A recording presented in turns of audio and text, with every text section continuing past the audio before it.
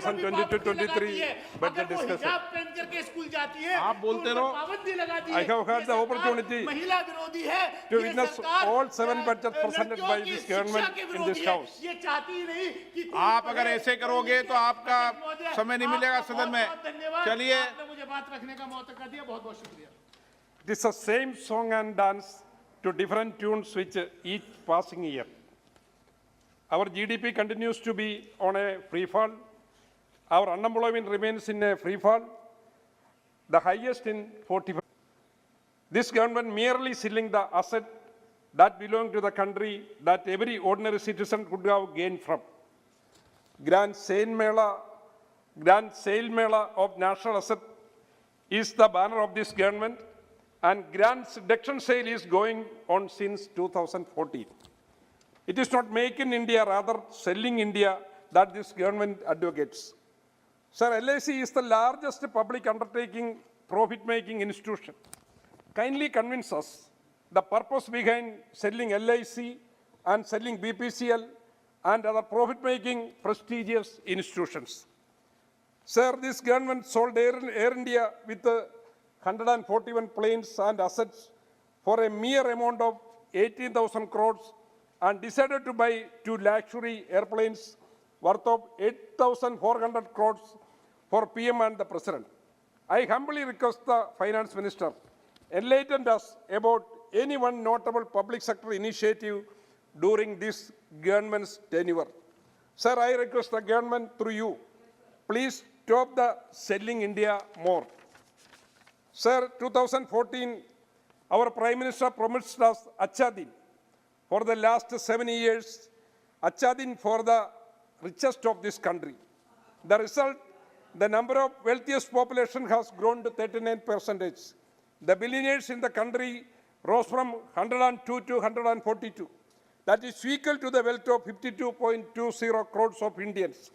The pandemic period itself, the wealth of increased to 23.64 lakh crores to 53.16 crore for the rich people, a few rich people of this country. The government increased direct taxes which is paid by the common man. Reduced the corporate tax from 30% to 22%. The surcharge 12% to 7%. The country loses more than 1 lakh crore. Now the world 50% poor are in our country. Data released by the United Nations prove that the then Honorable Prime Minister Dr. Manmohan Singh government uplifted 16 crore common people above poverty line, whereas this government put 4.5 crore people back to poverty. We have currently stooped to the 101 position from the 94th position on the World Hunger Index, which is worse than Pakistan, Nepal, and Bangladesh. Sir, this government collects 20 lakh crore from the taxes on petroleum and diesel. None of it is given to the farmers, MSMEs, and downtrodden, who are the backbone of this country. The government promised us the income of farmers will be doubled in 2022. The life of the farmers are deteriorating every day due to shortage of fertilizer, withdrawal of several subsidies, lacks of electricity, the high price rise of diesel and for irrigation. Increase in price of fertilizer, pesticides, and diesel has caused the increase of rupees 25,000 per hectare in cost production. As per the government data, daily income of a farmer in this country is just 27 rupees per day. Our Honorable Prime Minister and Finance Minister announced that by 2024, our country will be a $5 trillion economy. Today, we are in 2.7 only.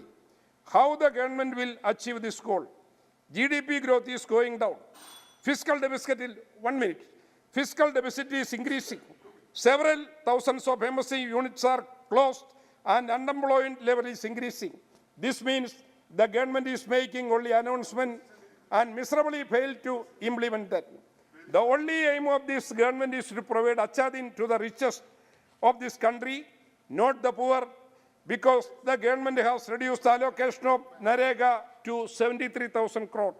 Several thousands of NRIs returned to India due to COVID-19 pandemic. No mention about this in this budget.